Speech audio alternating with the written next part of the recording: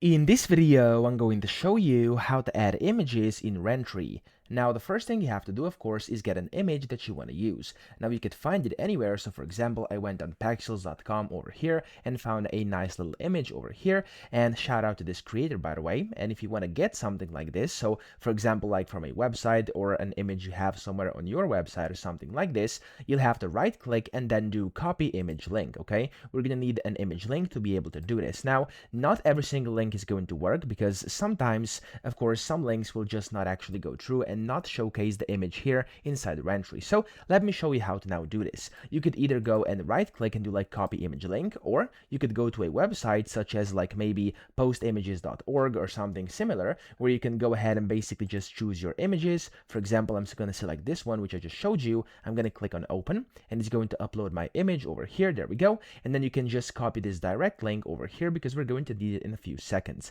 So I'm going to copy the direct link. Then I'm going to go back into Rentry, and what you have to do to actually add images, you want to do an exclamation mark first, then you want to do square brackets, and within those square brackets, you want to type in kind of your description of your image. So I'm just going to type in beautiful, okay?